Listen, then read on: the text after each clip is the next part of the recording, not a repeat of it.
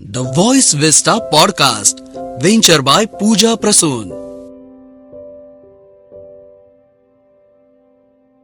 The Voice Vista presents Voices of Passion, जो है एक कैंडिड यानी वन टेक अनएडिटेड पॉडकास्ट। इस पॉडकास्ट में आज के हमारे अतिथि है श्री रमेश अय्यर। समाज के प्रति रमेश जी के अंदर समर्पण की भावना कुछ इस कदर भरी है कि उन्होंने अपना जीवन ही समाज के लिए समर्पित कर दिया।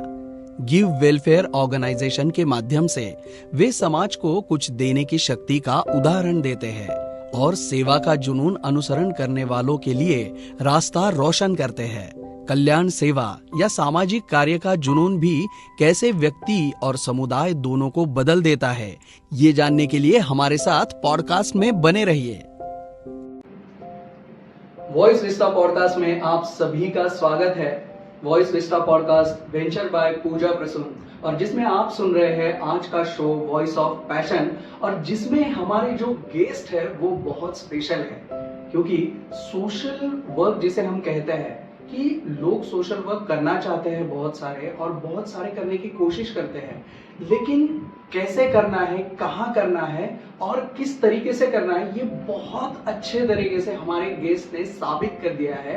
और वो बहुत सालों से ये काम जो है वो कर रहे हैं, और वो अलग अलग फील्ड्स में ये कर रहे हैं। तो एग्जैक्टली हमारे गेस्ट कौन है और वो क्या करते हैं, तो चलिए हम सीधा उनसे ही बात कर लेते हैं। मैं आमंत्रित करना चाहूंगा हमारे आज के गेस्ट श्री रमेश अय्यर जी।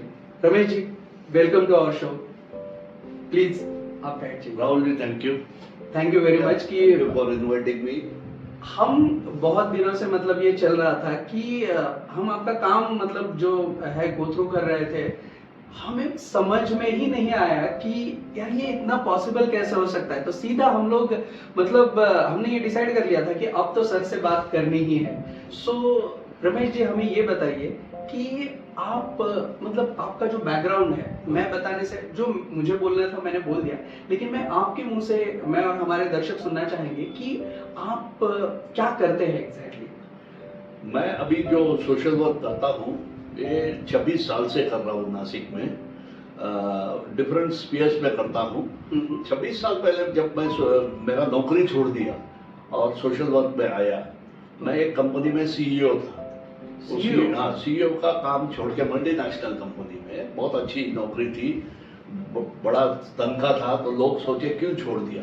लोगों ने बोला इतना जल्दी क्यों रिटायर हो गए। रिटायर काम से नहीं हुआ, रिटायर सिर्फ कमाने से हुआ। ओह, काम चलते रहता है, काम से रिटायरमेंट नहीं है। तो 26 साल से हम सोशल वर्क करते हैं। शुरुआत हुई मेरा एनिमल वेलफेयर में। मेरा घर में animal rescue and rehabilitation centre है। हाँ, कोई भी जख्मी, बड़े हो, डोमेस्टिक हो, वाइल्ड हो, कुछ भी हो, उसको हम हमारे घर में लाते थे। मेरा घर काफी बड़ा है और एक नेचर जैसा जंगल बनाया है घर में। हाँ, तो उस वातावरण में वाइल्ड लाइफ हो, डोमेस्टिक एनिमल हो, कोई भी हो, वो कंफर्टेबली रहते थे। हमारे पास बहुत अच्छा टीम है नासिक में, जिनको इस चीजों का शौक है। तो वैसे वॉलंटियर्स को मैंने जमा कर दिया, और वो बच्चों को जो जिसको शौक था और नहीं मालूम था उसको ट्रेन किए, जिसको ऑलरेडी मालूम था उनसे हम सीखे कुछ। Learning is a give and take. तो हम एनिमल वेलफेयर का काम करने लगे। उसमें काफी लोग ऐसे थे जो निसर्ग के लिए काम करते थे, एनवायरमेंट के लिए। We are also part environmentalist when we take care of animals. तो उन्होंने मुझे बोला कि हमको नासिक में बहुत पेड़ लगाना है, ये करना है, वो करना है। तो 3-4 साल में पेड़ लगाने का काम में निकल गए। मतलब एनिमल का जो चालू था वो चालू है, चालू ही था, और तो इसमें से ये एक नया सिरा निकला। देखो, ये ऐसा है कि हम बर्ड्स को केयर करते हैं, लेकिन उनके लिए पेड़ नहीं लगाएंगे तो क्या केयर करते हैं। बिल्कुल बिल्कुल, उनके लिए पेड़ लगाना। हम सिर्फ डॉक्टर नहीं है कि जख्मी बर्ड को, हम सोशल वर्कर है। सोशल वर्कर का काम क्या है कि उनके लिए जो वातावरण बनाना है। अब नासिक का क्लाइमेट, जब मैं आया था इधर, आप कब आए थे नासिक? एक 35 साल पहले, लेकिन मैं बीच में चला गया 5 साल मुंबई, जहाँ से मैं आया था। तो वापस जो आया सिर्फ सोशल वर्क के लिए आया, रिटायर होके आ गया। हाँ, आपने जो बोला। और आप कौन सी एज में रिटायर हुए थे? 44। 44 की एज में रिटायरमेंट ले लिया था आपने? रिटायर ये कैसे पॉसिबल हुआ? मतलब 44 में तो क्योंकि- जनरली करियर मतलब बहुत एक अच्छे स्टैंड पे होता है और वहां से लोग आगे देखो, सोचते हैं। काफी लोग ये बोलते हैं कि 44 यानी कि जनरली इंडिया में क्या काउंट किया जाता है, 22 साल की उम्र में आप काम करने आप लगते जॉब हैं। करना शुरू तो कर 44 यानी 22 साल ही आप काम किया। जी। मैं 14 साल की उम्र में गरीबी के वजह से 14 साल के उम्र में काम करने लगा। अच्छा, मतलब ये जो सोशल लाइफ की तरफ हाँ। आपका जो झुकाव है हाँ। उसकी जड़ें कहीं तो वहां से है। वो भी है, वैसे जड़े सबका रहता है। बहुत आदमी गरीब है, अमीर बन जाता है और मेहनत से, पर उसको वापस सोसाइटी को देना नहीं देना, ये सोच की बात है। मुझे बिल्कुल। देना था, सिर्फ मुझे नहीं, मेरा वाइफ को भी यही था। दोनों की बैकग्राउंड सेम थी, दोनों बहुत गरीब फैमिली से आए, दोनों अच्छा पढ़ाई किया, पढ़ाई पे ध्यान दिया और पढ़ाई की वजह से ऊपर आए। वो मैनेजर थी बैंक में, अच्छा। नॉट अ स्मॉल जॉब, बिल्कुल। वो नेशनलाइज्ड बैंक में मैनेजर थी। मैं छोड़ के 6 साल के बाद वो भी छोड़ दिया। और वो छोड़ने का जो प्रोसेस था आपका, हाँ। वो आप कहाँ पे मतलब करते थे? मैं मल्टीनेशनल कंपनी, इटालियन कंपनी में CEO come MD for the Asian region. मतलब ऐसा भी नहीं कि आप सिर्फ महाराष्ट्र देख रहे हैं, इंडिया देख नहीं, रहे हैं, आप पूरा एशिया एशिया देख रहे हैं। Because international company which caters to all over the world, और हमारा market, major market was Europe. Okay. तो उनको सोर्सिंग करने के लिए हम्म। सिर्फ इंडिया में बैठ के सिर्फ इंडिया का सोर्सिंग नहीं होता है। यहाँ से सोर्सिंग बैंकॉक से होता है, सिंगापुर से होता है, हांगकांग से होता है, जी।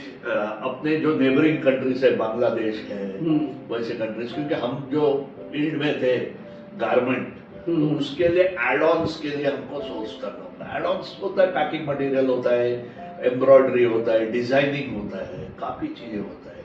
उसके लिए सोर्सिंग हमको करके इटली भेज के अप्रूव होके यहाँ मैन्युफैक्चर करके और फिर वो सेल। हाँ। तो बहुत बड़ा काम है वो, क्योंकि international market is a different market. Obviously आप अगर इतने बड़े पोस्ट पे है तो आपका अर्निंग जो था वो भी बहुत बड़ा होगा, लेकिन इतना बड़ा अर्निंग छोड़ के मतलब जब आपने कहा कि मैं रिटायर साफ अर्निंग बड़ा था और खर्चा नहीं था, क्योंकि मुझे कुछ भी गलत हैबिट्स नहीं है। एक भी हैबिट नहीं है, च्युइंग गम नहीं, सुपारी नहीं, दारू नहीं, सिगरेट नहीं, कुछ नहीं। और लग्जरियस चीजों में खर्चा करना भी मेरा, even though I was in fashion industry, मैं बहुत सिंपल बन के जाता था। और मेरा सिंपलिसिटी कभी कभी फैशन इंडस्ट्री में लोगों को अच्छा लगती थी। क्योंकि वो एकदम ग्लैमरस दुनिया और आप एकदम सिंपल। वहां क्या है, interaction is the best biggest thing. You can interact without being shy and go into any place or any room as if you are already, you know all those people. Then your respect level is different and your work culture changes, everything changes. So we were in that industry. The industry respects even people who are not fashionable. जी जी जी।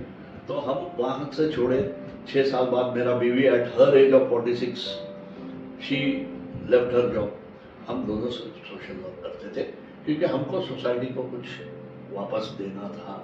और इसका जो journey है, जैसे कि आपने बोला कि पहले एनिमल से शुरू हुआ, फिर हम लोगों ने पेड़ लगाने शुरू हुआ। पेड़ के टाइम पे मेरा ये भी है कि 2 नेशनल अवार्ड और 1 स्टेट अवार्ड मिले।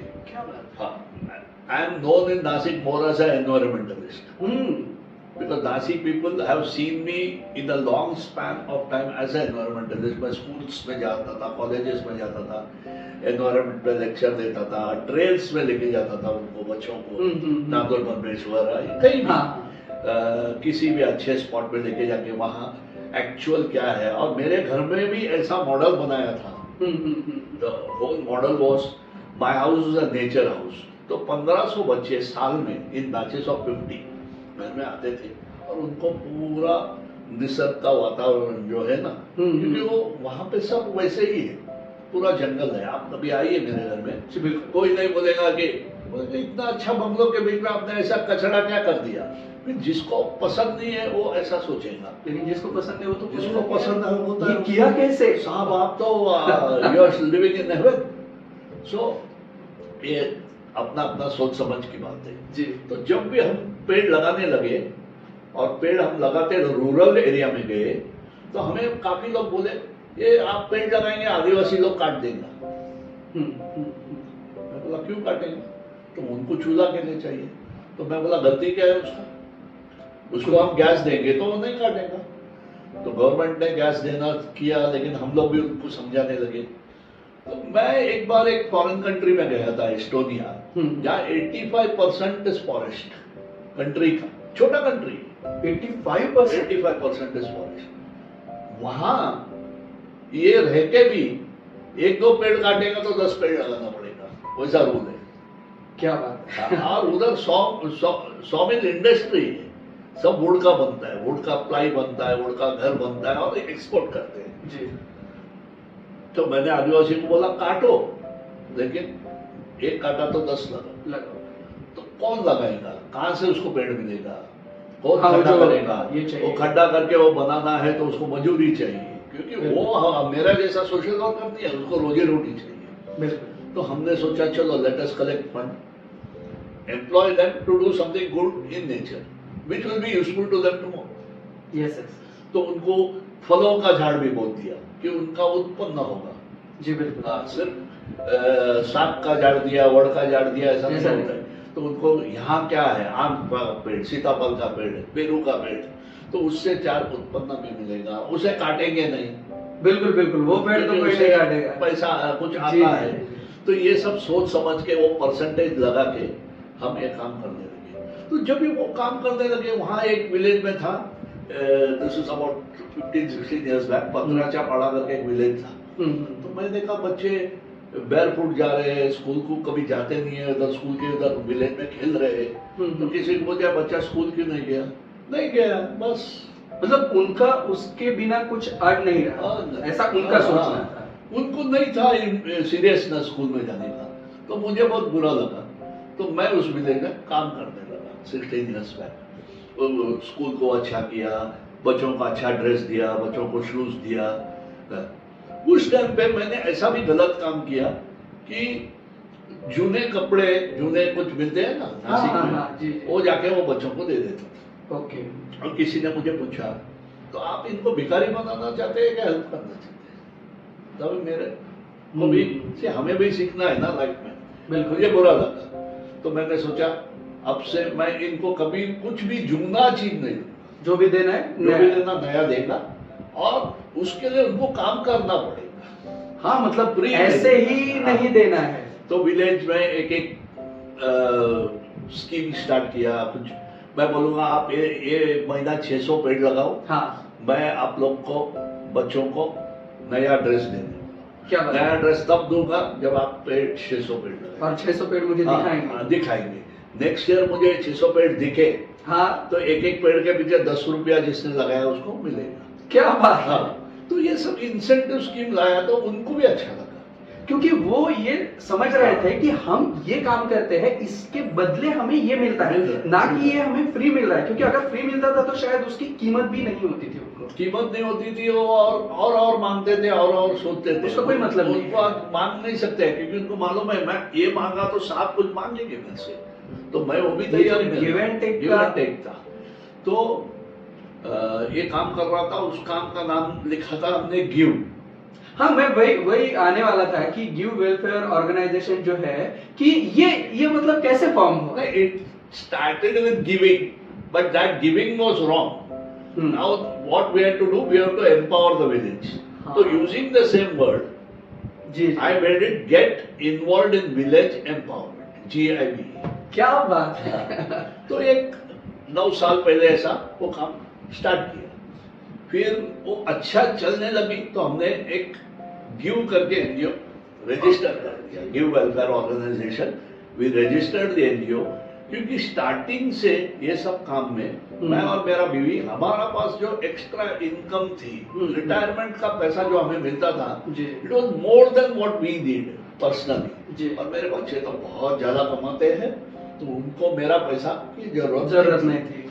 तो we started 26 years back with 30,000 a month.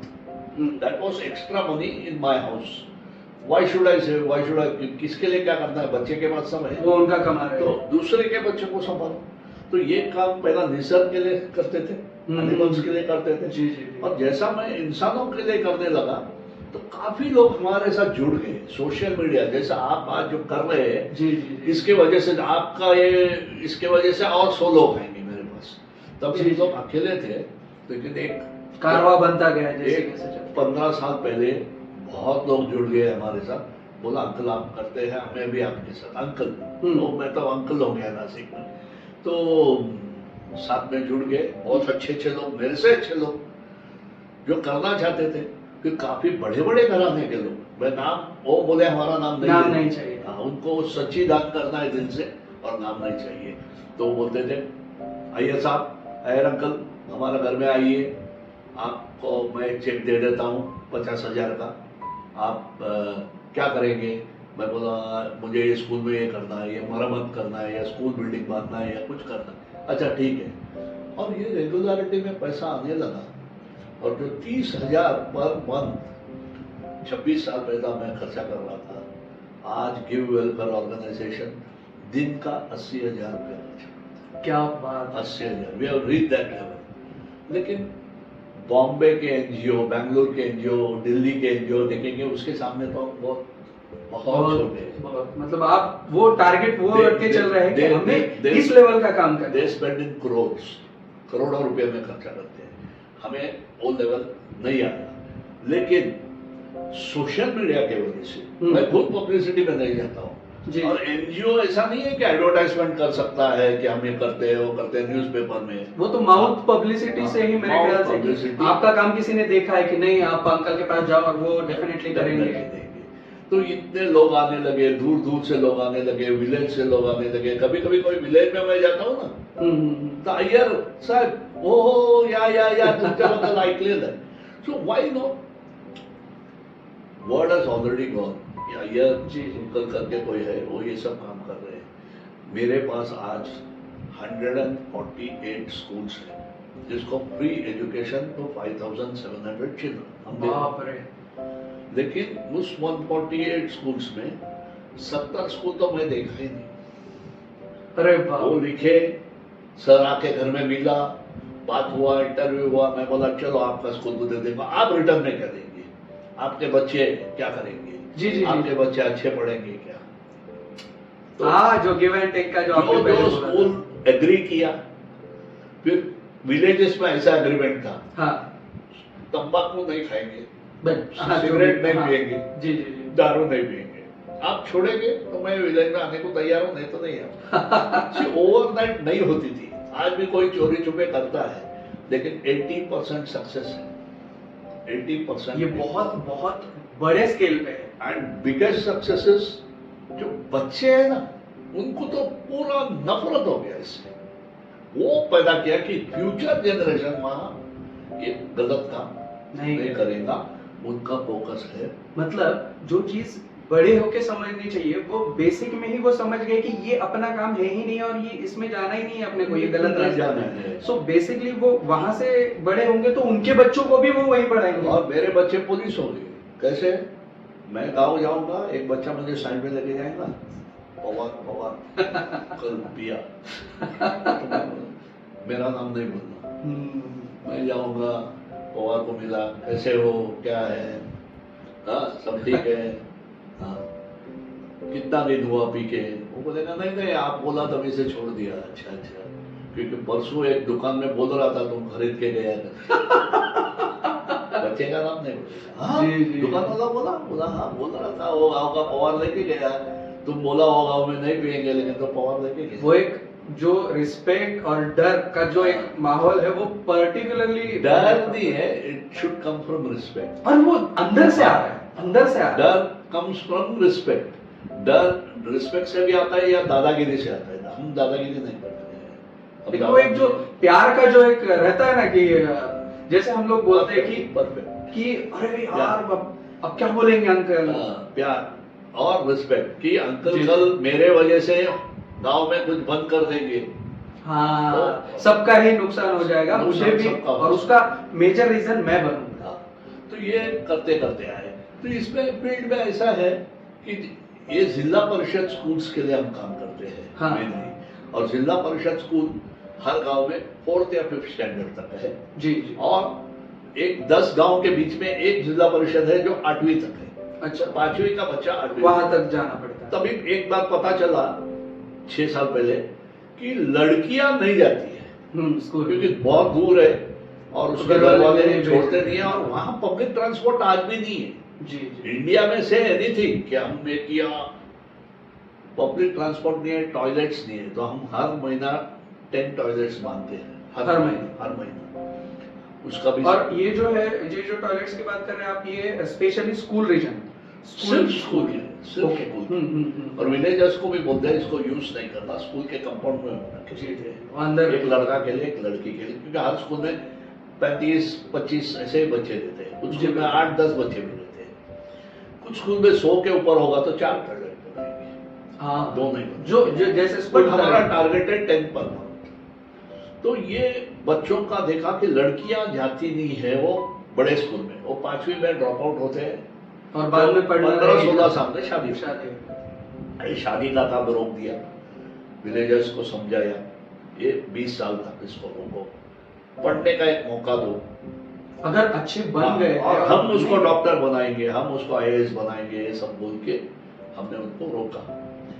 लेकिन और एक काम किया 6 साल पहले, यहाँ का फॉरेस्ट डिपार्टमेंट की हेड थी मैडम, उनको साथ ले गया और 150 साइकिल हमने लड़कियों को दी। क्या बात है। हाँ, तुम डरना नहीं, तुम साइकिल में जाना, तुम साइकिल। अभी वो लड़कियां क्या करती है, अपना भाई हो तो डबल सीट मिल जाती है, हाँ, तो एक साथ में भी हो जाता है। लेकिन साइकिल सिर्फ हमने लड़कियों को दी। तो लड़कियां इतना खुश हो गई कि वो टाइम पे पहुंच रहे हैं, सेकेंडरी स्कूल में जाने लगे, प्राइमरी से सेकेंडरी स्कूल में।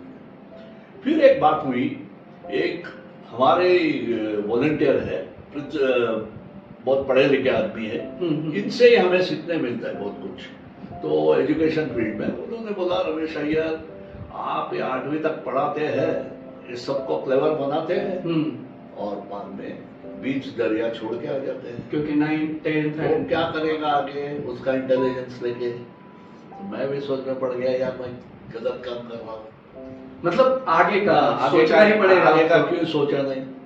तो हमने उनको एंकरेज करने लगा, आपको किस जगह जाना है 10th के लिए, किस जगह जाना है कॉलेज के लिए, सब हमें करेंगे, और वो करने लगे। क्या बात। फिर बच्चे क्या बोले, हम सिटी तक जाएंगे, कॉलेज अटेंड करेंगे, हाई स्कूल अटेंड करेंगे, लेकिन वापस गांव में आएंगे, हमको पढ़ने का कुछ भी सुविधा नहीं।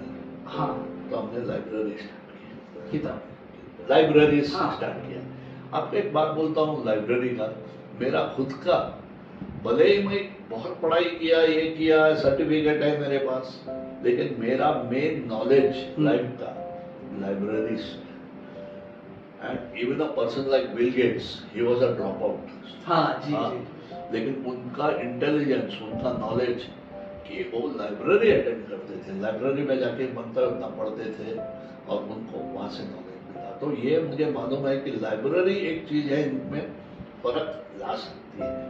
किताब, एक किताब बहुत बड़ा काम कर सकती है, जैसे हम बोलते या हैं किताब, उस माहौल, लाइब्रेरी का माहौल, जब आप लाइब्रेरी के अंदर जाएंगे तो 10 जो बैठे हैं वो पढ़ने वाले लोग हैं, तो हमें भी वो दोस्ती हो जाएंगी, एक दूसरे से हेल्प हो जाएगी। तो हम एक लाइब्रेरी खुले थानापाड़ा में, जहाँ 14 बच्चे आए पहला दिन, आज 350 बच्चे।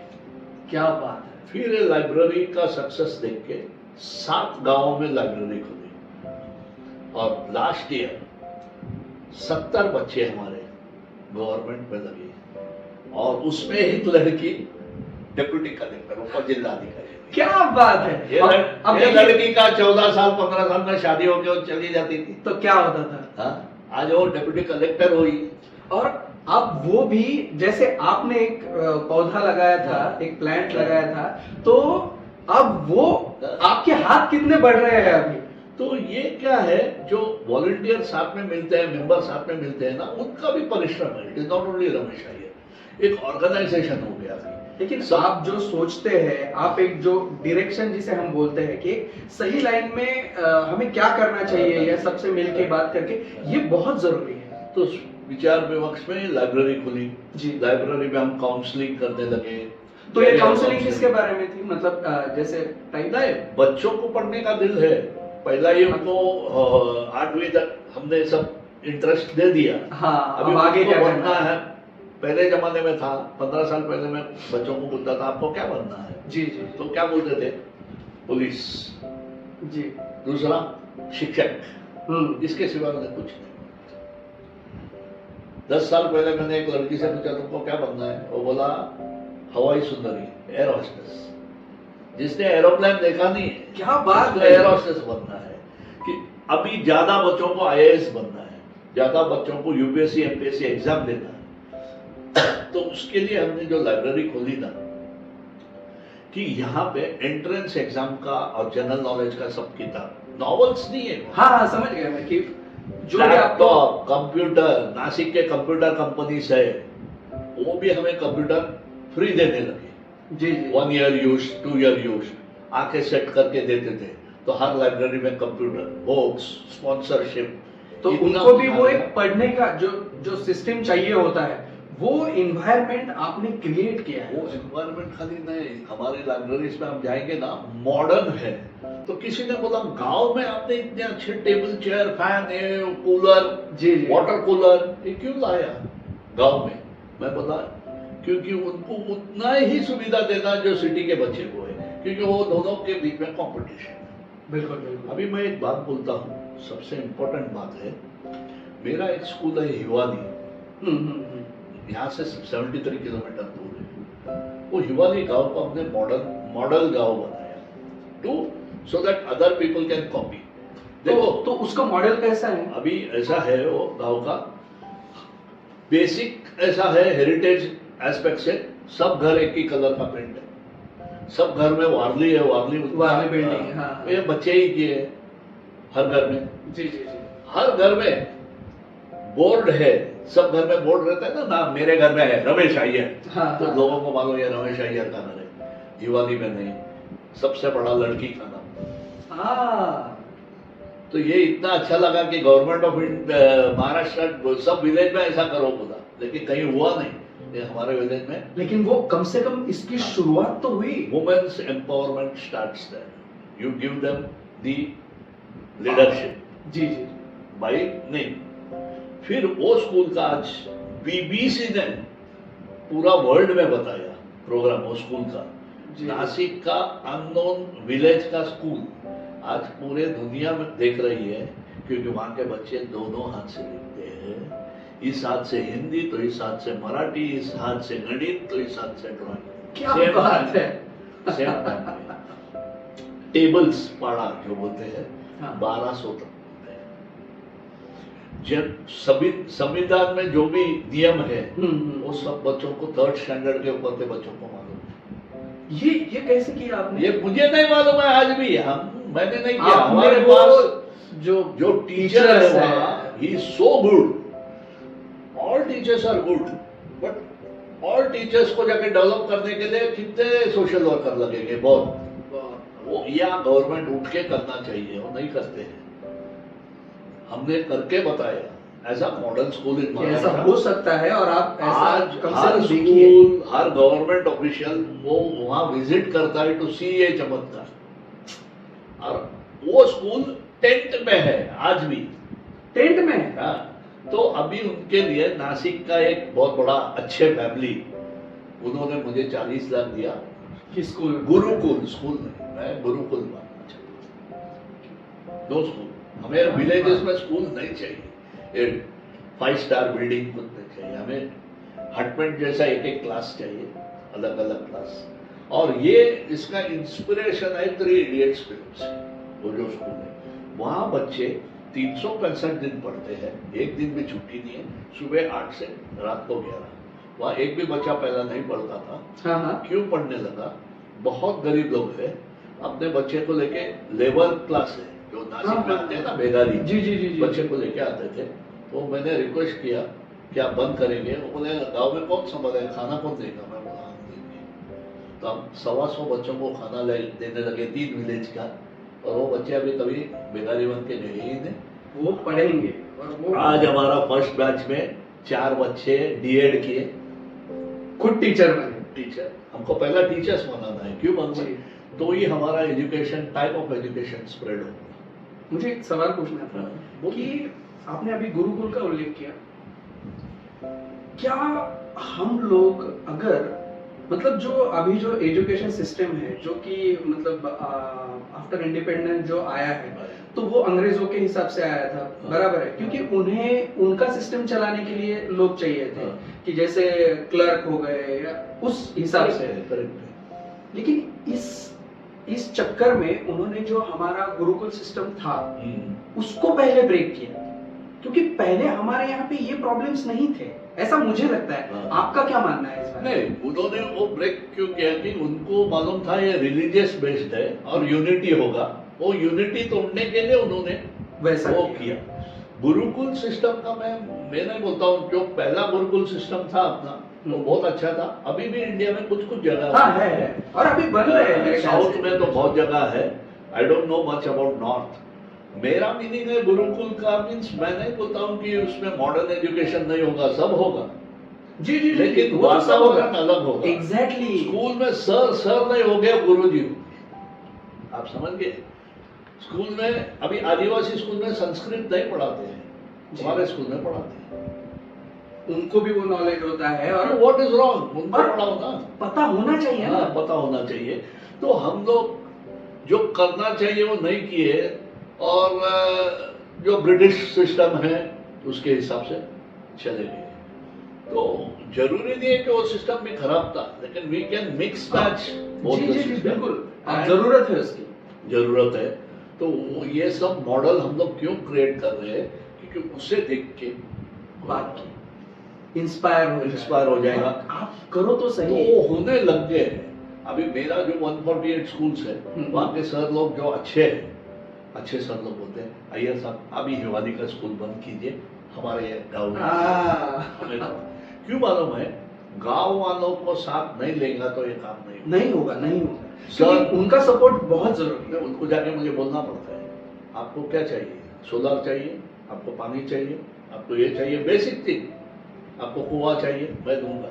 ये चैलेंजेस है, मैं इसी के बारे में दारू बात कर रहा पीना था। बंद करो। चैलेंजेस कैसे रहते हैं इसमें कि कैसे, मतलब देखो गरीबी इतना रहती है वहाँ, सबसे बड़ा चैलेंज तो वही कुछ है। नहीं रहता है। अभी बारिश में सबसे ज्यादा पानी उस एरिया में आती है, लेकिन एक भी बूंद वहाँ सेव नहीं किया जाता है, सब बह जाता है दमनगंगा रिवर। और फिर जैसे थे वैसे। अगर हम उनको आज वाटर हार्वेस्टिंग सिखाएंगे, ये भी सिखाते हैं, बच्चों को श्रमदान से कराते हैं।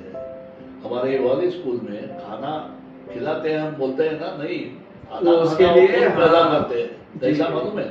उनको बोला ये जमीन पड़ा है ना, इसमें चलो वेजिटेबल्स उगा था, वो करते हैं।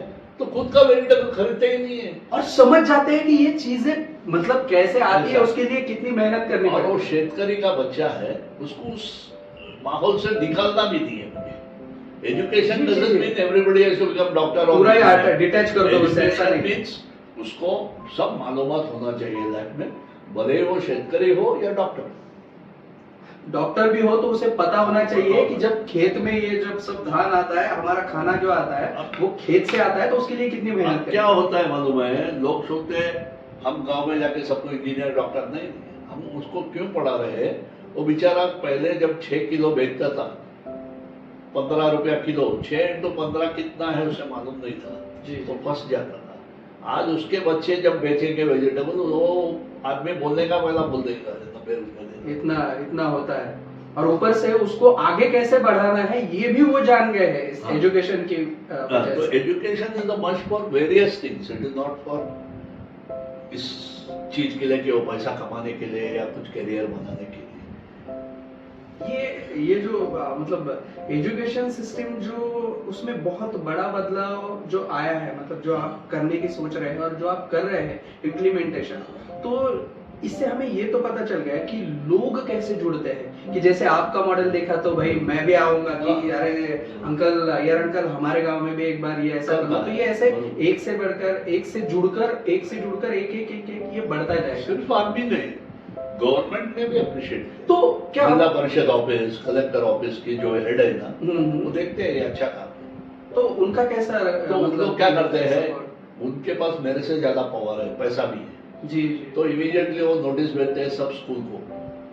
एक सीईओ थी मैडम पहला, वो जिस दिन हमारे स्कूल आई और स्कूल से बाहर निकली ऐसा सब देख के, तो एक 20-30 स्कूल के सर लोग उधर खड़े थे, तो उसने बोला within 3 months I want all your schools like this, why you can't do it? बिल्कुल बिल्कुल। ठीक है, वो 30 में 2 जन भी किया ना, बहुत बड़ी बात। वो दो को देख के उनके पास वाले और इंस्पायर हो जाएंगे ना। तो this is the government support and this is what we want. Government supports all these things, I am not saying no. Financial support नहीं करते, बट एटलीस्ट जहाँ परमिशन चाहिए, कुछ चाहिए, वो दे देते हैं। और उनका कुछ कमेटी होता है ना कभी कभी, जी हाँ, उसमें मुझे बुला लेते हैं। हाँ, बोलते हैं, आप भी नए आइए, सुझाव आपका आइडिया दीजिए। जी जी। तो कमेटी में, म्यूनसिपलिटी में, जिला परिषद में, कमेटी में मुझे बुलाते हैं, मैं जाता हूँ। जैसे आप काम कर रहे हैं हाँ। और आपकी वाइफ काम कर रही है, तो ये जो फैमिली और ये काम, इसका बैलेंस कैसे करते हैं आप? फैमिली मीन्स अभी बिकॉज ऑफ मनी घर में काफी लोग हैं, सपोर्ट स्टाफ मैं बोलूँ, I don't use the word servant, जी सपोर्ट स्टाफ हमारे पास बहुत है। ड्राइवर है, घर में घर का देखभाल करने वाली लेडीज है, खाना बनाने वाली लेडीज है। तो ये सब होने के वजह से हम फ्री हो जाते हैं अपना काम जी करने से। आज मुझे 148 स्कूल, 5700 चिल्ड्रन। जी जी। अभी बच्चों के लिए मेरा गोल है 10,000 तक मैं संभालूंगा, और उसके आगे मैं नहीं कर पाऊंगा क्योंकि एज भी है। मैं आज आई एम 70 इयर्स यंग जी। तो आपके काम से तो आपने बहुत सही बात की कि आप 70 इयर्स यंग हैं, ना कि ओल्ड हैं। तो मुझे गोल्स बहुत होता है, और गोल से ना मेरा खुद का नहीं होता है। मैं कोई नया इंसान से मिलता हूँ, राहुल से मिलता हूँ, राहुल बोलते हैं आप ऐसा क्यों नहीं करते हैं, तो एक नया चीज सीख जाता हूँ और हम लोग करते हैं। तो गोल्स क्या क्या फील्ड में आप बोलेंगे तो हैरान हो जाऊंगा। अभी बम्बई के ग्रुप है राह फाउंडेशन, हाँ। वो नासिक आए, तो उनको लगाना था 47 लाख पेड़ इन 7 इयर्स। बहुत बड़ी काम है जी बिल्कुल। तो आए मेरे पास, बोला आप हेल्प करेंगे? मैं बोला क्यों नहीं, आप मेरे लिए कर रहे हो, क्यों नहीं करेगा? बम्बई से आप इधर आए तो आपको हेल्प, तो उनको जब भी कुछ भी हेल्प चाहिए था ना, वो मैं दौड़ता हूँ। क्या बात। आपको क्या चाहिए? आपको मेरा गाड़ी चाहिए, लेके जाइए। आपको मेरा इधर रहना है, रहिए। आपको सीड्स चाहिए, पेड़ों का सीड्स चाहिए ना, आपको नर्सरी तैयार करके दिया किसी से, तो वो भी पसंद करते हैं। तो इन रिटर्न बम्बई वाले हैं, पैसे वाले हैं, मेरे को कल यूनिफॉर्म के लिए पैसा चाहिए, जूते के लिए, तो मैं उनको बोला मैं इतना हेल्प किया, आप मेरे जूते, अरे हाँ ठीक है, 1.5 लाख ले लेना, 2 लाख ले लेना। So this is an exchange. और ये आपने बहुत सही बात की कि ये जो गिव एंड टेक होता है ये होना ही चाहिए। तो आप गोल बोलेंगे, किसी दिन मेरे माइंड में नहीं था कि 47 लाख झाड़ का कोई संस्था कर रहा है, उसके साथ मैं जुड़ा हुआ। आप रास्ता, मतलब जो नए समस्या है, तो आपने बोला कि हाँ यही मेरा गोल है और इसको आगे लेके चलते। आया तभी मेरा आपसे बात हुआ वुमेन्स एम्पावरमेंट। जी। तो मैं बोला ना, जैसा मैं स्कूल्स का काम करने लगा और success brings more people to you, बिल्कुल, तो क्या होने लगा, लोग आने लगे। कोविड में मैंने 75 लाख रुपीस खर्चा किया नासिक के लिए। We were the first people to give 350 bed दिए कोविड केयर सेंटर को। किसी ने बेड नहीं दिया, सबसे पहला हमने दिया। क्या बात है। 12 ऑक्सीजन मशीन्स दिया। जी जी जी जी। और इतने मेडिसिन दिए।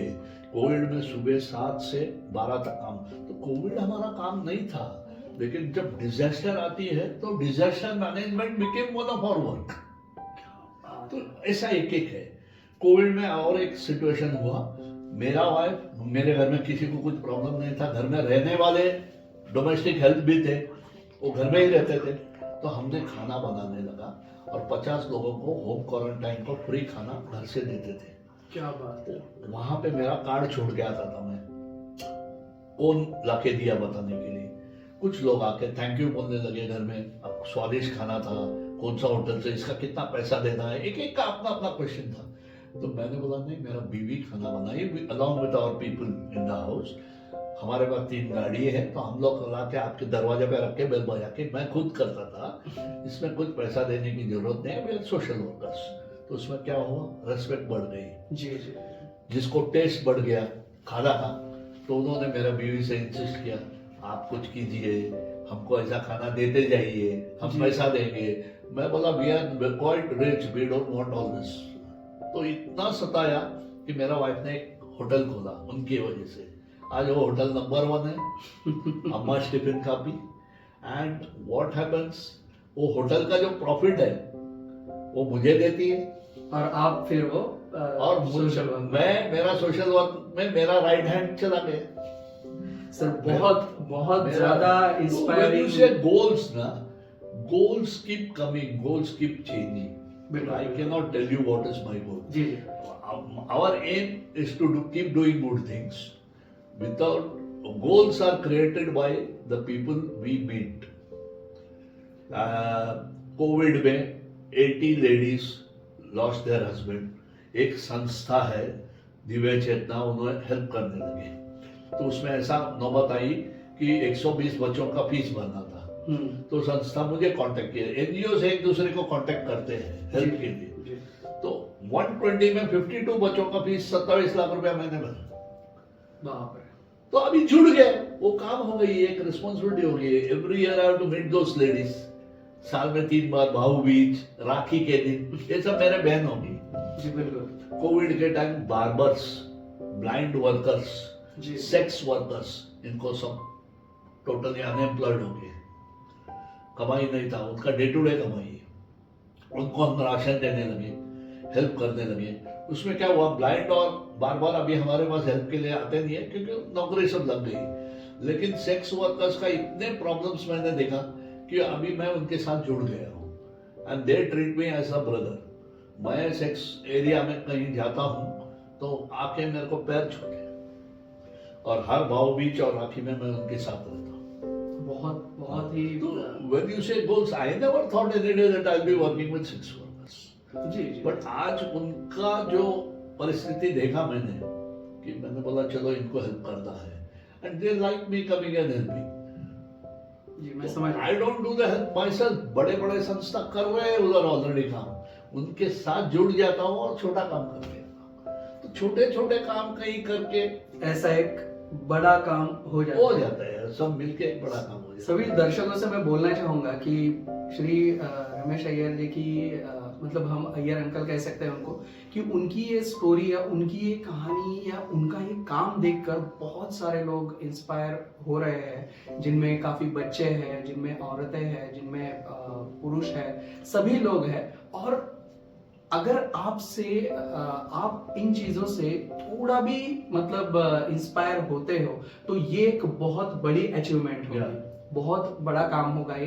तो इसी के साथ हम लोग आज का ये जो एपिसोड है ये जिसे हम कहते हैं कि एंड तक लाते हैं। और मैं कहना चाहूंगा कि वॉइस ऑफ पैशन आप लोग सुन रहे थे Voice Vista podcast venture by Pooja Prasoon में, और मैं आपका होस्ट था राहुल ढोले। और ये शो आप सुन सकते हैं हर बुधवार और देख भी सकते हैं। तो जल्द ही मिलेंगे नए एपिसोड के साथ, नए सब्जेक्ट के साथ। तब तक के लिए धन्यवाद, आपका दिन शुभ रहे। Thank you for tuning into the voice Vista podcast.